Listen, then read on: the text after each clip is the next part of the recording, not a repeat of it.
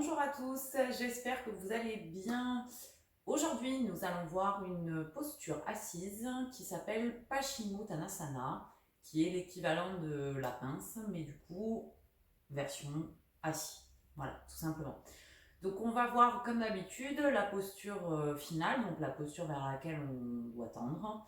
Et puis je vous donnerai également les adaptations pour ceux qui sont encore un petit peu tendus des ischios, un petit peu tendus aussi au niveau des muscles du dos. Et on verra également les variations pour ceux qui sont un petit peu plus avancés dans leur pratique, un petit peu plus aguerris à cette posture et qui du coup veulent aller un petit peu plus loin dans la pratique. Voilà. Sans transition, on va y aller. Donc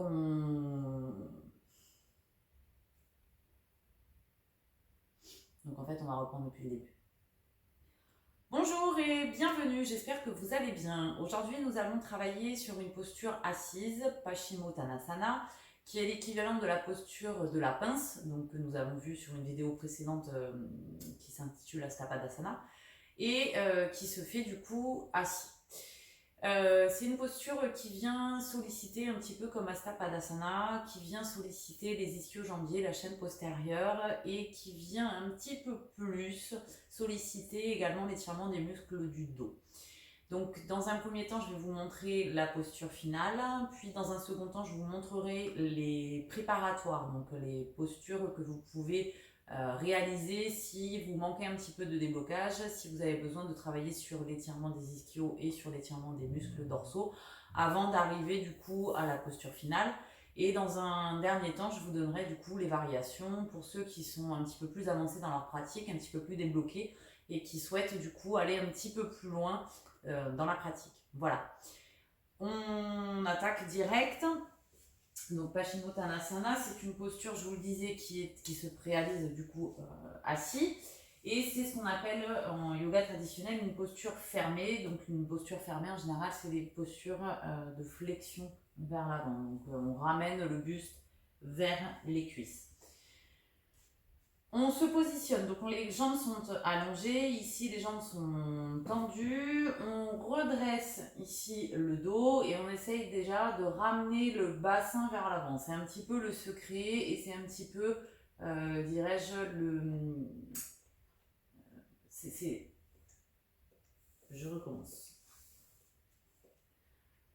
Donc les jambes sont tendues, le bassin doit être légèrement ramené vers l'avant, le dos bien droit. Si déjà vous êtes enroulé comme ça, c'est que potentiellement vous risquez d'avoir des difficultés par la suite. Donc une belle posture, les jambes sont bien tendues, le bassin ramené vers l'avant, le dos bien droit. On joint les mains au niveau du cœur. On expire. On inspire, on monte les bras au-dessus de la tête. Étirez bien, les bras sont dans l'axe des oreilles. Étirez bien, rentrez le nombril. Puis on ouvre les mains, ouvrez les épaules vers l'extérieur. Et sur l'expiration, laissez glisser les mains le long des jambes. Enroulez la colonne. Et on vient crocheter ici les gros orteils avec les pouces en opposition. Les poignets ici se touchent, comme ça. On écarte les coudes de chaque côté des tibias et on détend. Donc dans cette posture, on reste entre 10 et 12 respirations, sachant que vos respirations doivent être lentes et profondes. Donc vous y restez quand même un petit bout de temps. Pour ceux qui arrivent à attraper tout juste les orteils ici, mais qui n'arrivent pas encore à avoir le buste qui touche les jambes, gardez un étirement de la colonne vers le haut. N'essayez pas tout de suite d'arrondir pour faire toucher le buste. Ce qui doit toucher d'abord en premier, c'est vraiment votre ventre, la partie basse de votre ventre, votre nombril, et ensuite le reste viendra tout seul. Mais tant que c'est pas assez débloqué au niveau de la bascule du bassin, mais que vous arrivez quand même à attraper vos orteils, n'hésitez pas à accentuer l'étirement de la colonne vers le haut, donc comme si vous aviez un fil qui vous tirait vers le haut. Sur chaque inspiration, vous étirez vers le haut, et sur chaque expiration, vous détendez. Et au fur et à mesure, vous allez gagner, à force de pratiquer, centimètre par centimètre, jusqu'à ce que vous puissiez, là, effectivement, vous allonger complètement sur vos jambes. Donc ça, c'est la posture finale. Pour ceux qui en sont loin, qui ont besoin de travailler à la fois sur le relâchement des muscles du dos et sur l'étirement des ischios, déjà, petit conseil, si vous avez du mal à placer votre bassin ou si simplement le fait d'avoir les jambes tendues au sol, ça vous fait basculer le bassin en rétroversion parce qu'ici vous n'êtes pas assez étiré, ce que vous pouvez faire, alors on a l'air un peu ridicule, mais n'empêche que ça vous donne en fait la bonne position. Vous placez une main ici en dessous votre fesse et vous fléchissez le coude et vous tirez l'ischion. L'ischion, c'est l'os que vous sentez en fait quand vous êtes avec la main sous la fesse, vous sentez une partie dure, c'est ce qu'on appelle les ischions. Vous le tirez vers l'arrière et vous faites la même chose de l'autre côté. Donc vous placez votre main sous la fesse et vous tirez votre ischion vers l'arrière. Et normalement, vous devriez sentir que votre bassin du coup est mieux placé, tout simplement, et que vous êtes un petit peu moins enroulé vers l'arrière et que justement vous avez réussi à rétablir une certaine bascule du bassin vers l'avant. Donc ça déjà, ça peut peut-être déjà vous aider. Pour ceux qui sont vraiment en difficulté, on ne va pas chercher à forcer la nature, hein, on va essayer d'aller à son rythme. Donc on va prendre un départ de posture, jambes fléchies. Et dans ces cas-là, on va venir coller le buste. Donc il faut que vous fléchissiez assez pour que votre buste puisse être collé à vos cuisses. Et on va venir ici crocheter au coude à coude. Donc là, les pieds sont au sol, le buste est collé aux jambes. Vous redressez, donc vous poussez, vous étirez la colonne vers le haut. Vous gardez donc cette posture de dos bien plat et de bassin bien ramené vers les cuisses. Et petit à petit, centimètre par centimètre, au fur et à mesure des respirations, vous allez pousser les talons vers le sol pour tendre au fur et à mesure les jambes sans jamais décoller le buste des cuisses. Ça doit être votre point de repère. Si à un moment donné, vous avez les jambes qui continuent de se tendre mais que vous avez le buste qui reste à la même hauteur, c'est pas bon. Je veux que vous gardiez vraiment toujours, si vous voulez vraiment travailler dans le bon sens, toujours garder le buste bien collé au niveau de vos cuisses. Donc n'hésitez pas à prendre cette variation, enfin cette préparatoire, si jamais Paschimottanasana c'est trop compliqué pour vous. Encore une fois, en yoga et sur un tapis de yoga, il n'y a que votre ego qui vous pousse à faire les choses trop rapidement ou trop brutalement. Le leitmotiv du yoga, la première des règles, c'est la non-violence. Donc la non-violence, elle concerne évidemment la vie quotidienne, mais elle concerne surtout le rapport que vous avez avec votre corps. Si vous avez tendance à vouloir aller trop loin dans les étirements, vous êtes contre-productif par rapport à l'effet recherché. Une posture de yoga ne doit jamais faire mal. Elle ne doit pas forcément être toujours hyper agréable parce que sinon ça veut dire que vous ne sortez jamais de votre zone de confort et du coup vous n'allez pas beaucoup progresser, voire pas du tout. Mais imaginez que votre zone de confort c'est la limite de votre tapis, vous devez y mettre un micro-millimètre dehors de manière à ce que vous puissiez tenir la posture suffisamment longtemps et dans un certain niveau de détente respiratoire. Si jamais vous n'arrivez pas à respirer parce que vous êtes tellement tendu, ça vous fait tellement mal, c'est pas grave, vous revenez dans votre zone de confort, ce sera pour un autre jour, c'est pas grave. Le yoga, c'est vraiment l'éloge de la lenteur, donc ne cherchez pas à avoir des résultats rapides, cherchez à avoir des résultats qui soient durables et que vous puissiez tenir sur la durée. Si c'est pour avoir mal à chaque fois que vous allez rentrer sur un tapis de yoga, au bout d'un moment, votre tête elle va vous dire non, il y a mieux à faire que d'aller se faire souffrir sur un tapis de yoga. Et du coup, vous n'allez pas aller bien loin dans votre pratique parce que vous n'allez pas persévérer. Vous allez pratiquer 1 mois, 2 mois, et puis au bout de 2 mois, vous en aurez ras-le-bol et vous passerez à autre chose. Donc, restez raisonnable. Ça vous permettra d'avoir une pratique plus équilibrée et qui durera beaucoup plus dans le temps. Voilà. Donc ça, c'était la préparatoire pour les débutants. Si vous êtes un demi-débutant, c'est-à-dire que vous avez réussi à avoir les jambes tendues, vous avez réussi à avoir la bascule du bassin qui se fait correctement, mais vous êtes un petit peu bloqué, vous n'arrivez pas encore à aller chatouiller vos gros orteils. C'est pas grave.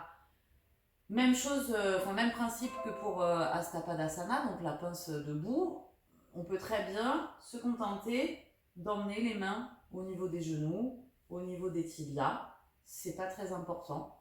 Ça fonctionne tout aussi bien. Si vous gardez bien cet esprit d'étirement vers le haut et d'essayer au maximum de venir plaquer votre abdomen sur vos cuisses. Donc à chaque inspiration, j'étire vers le haut et sur chaque expiration, je relâche. Et au fur et à mesure, vous allez gagner centimètre par centimètre. Voilà, donc ça peut être également une adaptation possible pour les semi-débutants, on va dire. Maintenant, pour ceux qui veulent aller plus loin dans la posture, ça va surtout se jouer au niveau du placement des mains, des bras. La posture finale, on a vu que c'était celle-ci. Vous pouvez très bien, pour aller un petit peu plus loin dans la posture, tout simplement plaquer le plat de vos mains sur vos plantes de pied. Ramenez bien du coup vos orteils vers vous. Et là, pareil, on plaque le buste. Et sans forcer, petit à petit, on ramène les orteils vers soi pour aller un petit peu plus loin dans l'étirement. Donc ça peut être une première variation. Deuxième variation, vous venez placer votre main gauche sur l'extérieur de votre pied droit et votre main droite sur l'extérieur. Donc vous croisez en fait les poignets, vous venez attraper donc votre main droite sur l'extérieur de votre pied gauche. Et dans cette position, on va venir écarter les coudes, plaquer le buste. Alors je parle comme ça, normalement il faut avoir la tête comme ça, mais je suis pas sûre que vous m'entendiez très bien. Donc ici, vous plaquez le buste et vous écartez du coup les coudes de chaque côté pour accentuer l'étirement. Essayez dans cette posture de ne pas avoir les pointes de pied tendues, d'avoir toujours la voûte des pieds à la verticale par rapport au sol pour du coup garder vraiment un étirement sur l'ensemble de la chaîne postérieure au niveau des jambes. Voilà.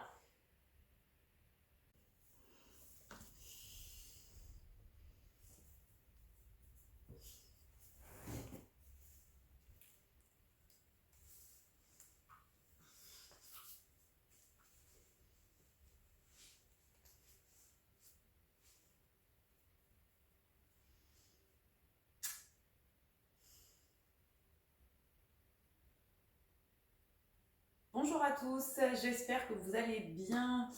Aujourd'hui, nous allons voir une posture assise qui s'appelle Paschimottanasana, qui est l'équivalent de la pince, mais du coup, version assis. Voilà, tout simplement. Donc on va voir comme d'habitude la posture finale, donc la posture vers laquelle on doit tendre. Et puis je vous donnerai également les adaptations pour ceux qui sont encore un petit peu tendus des ischios, un petit peu tendus aussi au niveau des muscles du dos. Et on verra également les variations pour ceux qui sont un petit peu plus avancés dans leur pratique, un petit peu plus aguerris à cette posture et qui du coup veulent aller un petit peu plus loin dans la pratique. Voilà. Sans transition, on va y aller. Donc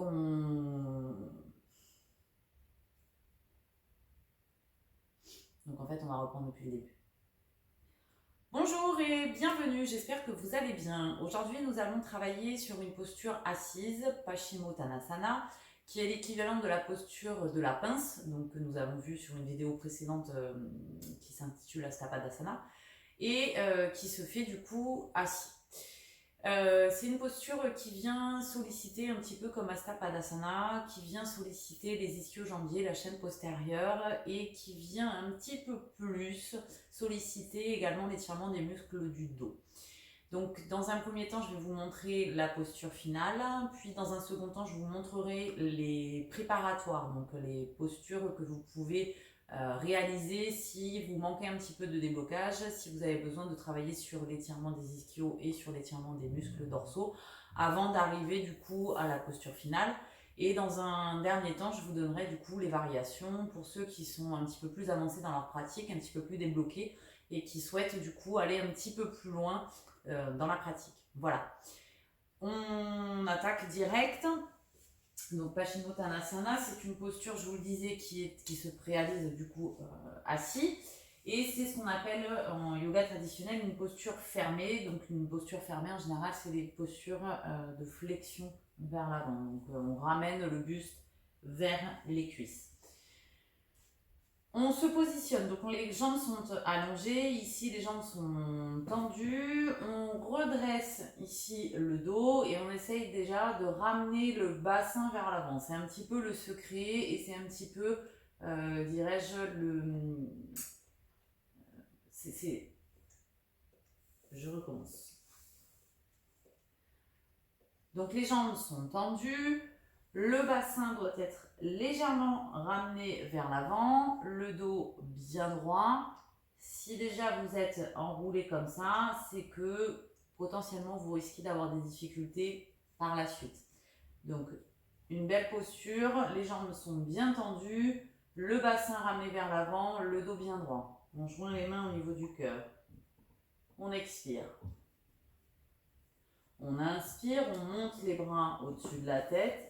Étirez bien, les bras sont dans l'axe des oreilles. Étirez bien, rentrez le nombril. Puis on ouvre les mains, ouvrez les épaules vers l'extérieur. Et sur l'expiration, laissez glisser les mains le long des jambes. Enroulez la colonne. Et on vient crocheter ici les gros orteils avec les pouces en opposition. Les poignets ici se touchent, comme ça. On écarte les coudes de chaque côté des tibias et on détend. Donc dans cette posture, on reste entre 10 et 12 respirations, sachant que vos respirations doivent être lentes et profondes. Donc vous y restez quand même un petit bout de temps. Pour ceux qui arrivent à attraper tout juste les orteils ici, mais qui n'arrivent pas encore à avoir le buste qui touche les jambes, gardez un étirement de la colonne vers le haut.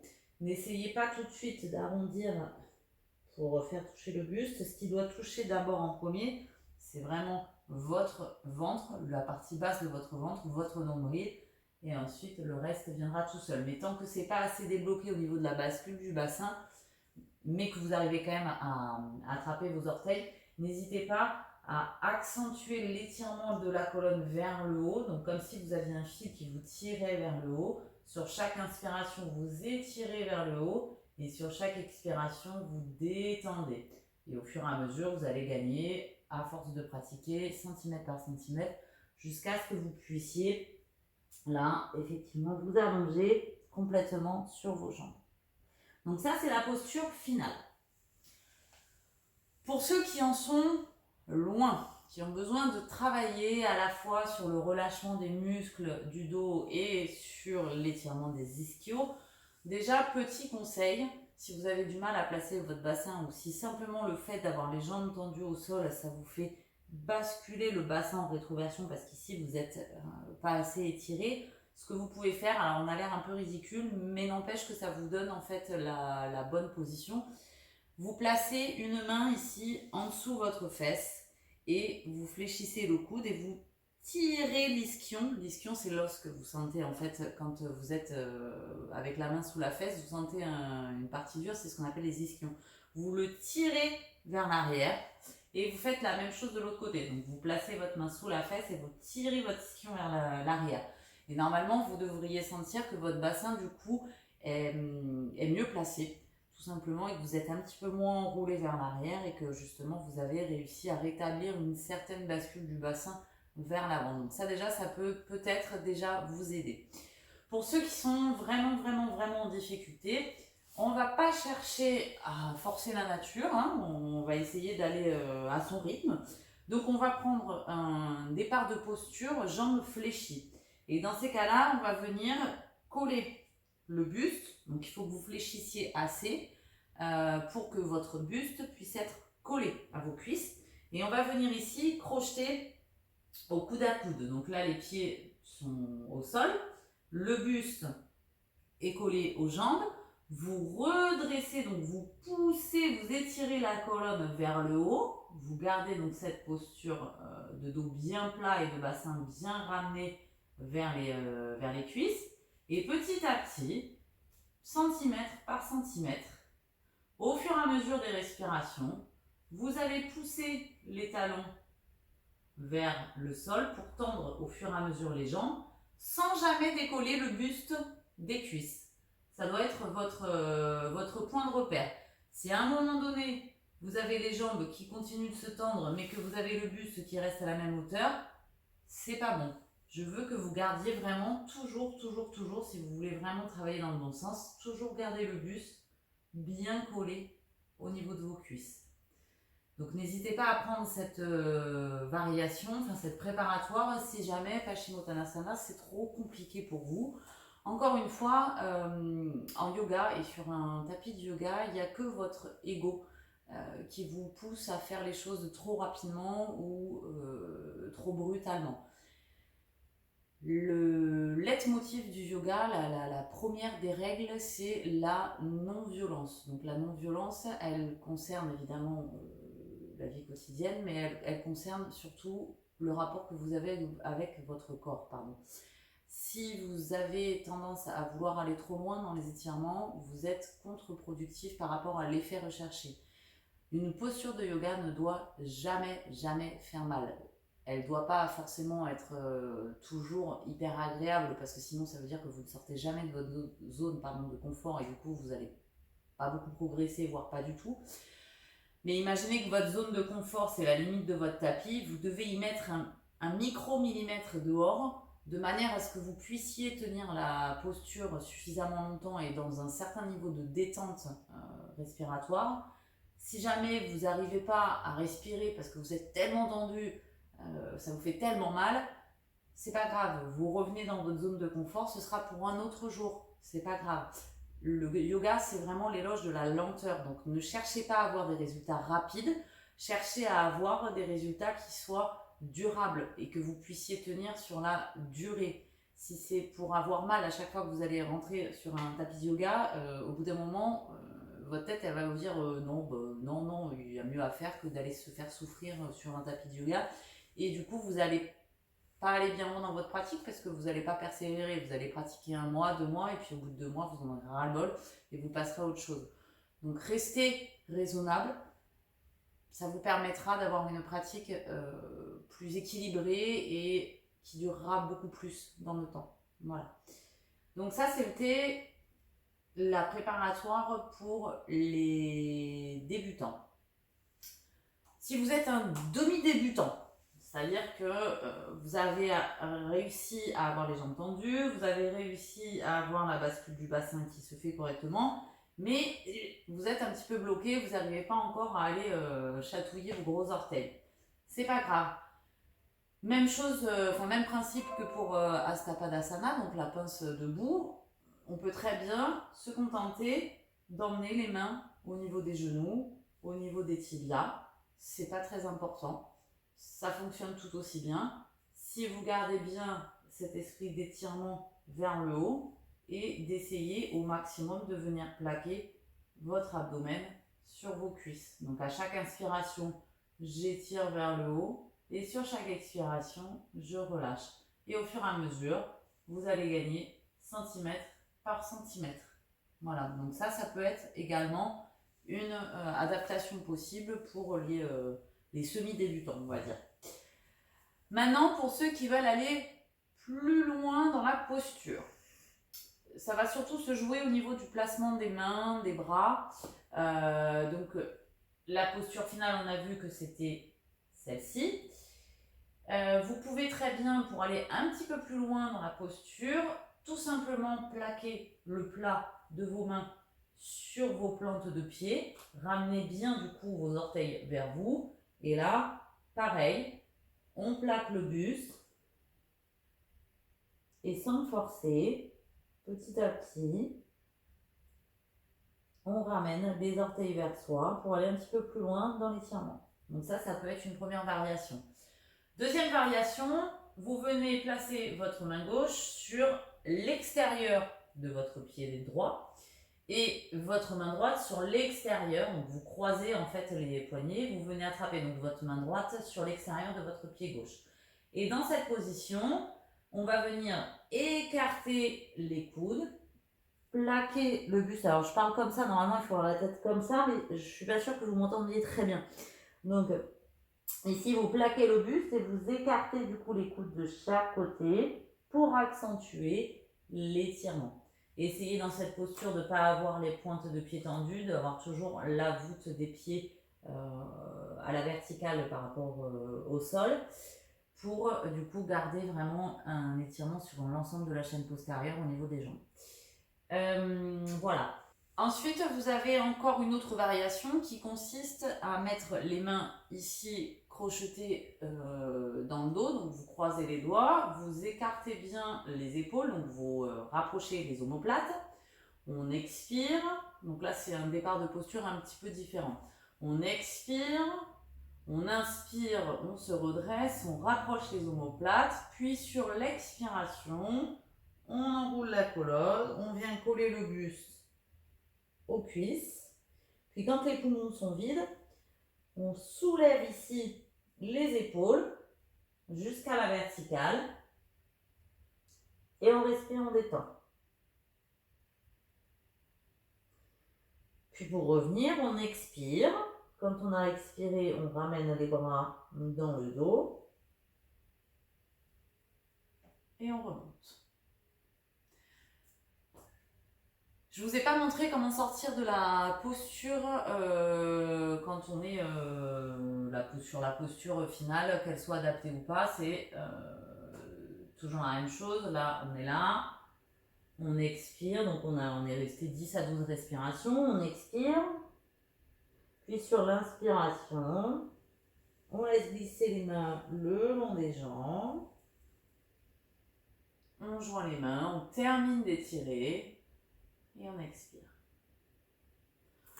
Pour ceux qui sont là, tout simplement, on expire, détendez les bras, puis laissez glisser sur l'inspiration, laissez glisser les mains le long de vos cuisses sur le sol. À la verticale, on joint les mains et on expire. Voilà pour Paschimottanasana, j'espère que cette vidéo vous a plu, n'hésitez pas à la liker, n'hésitez pas non plus à vous abonner à la chaîne pour que vous puissiez avoir les notifications à chaque fois qu'une nouvelle vidéo sort. Je vous dis à très bientôt et je vous souhaite une belle pratique.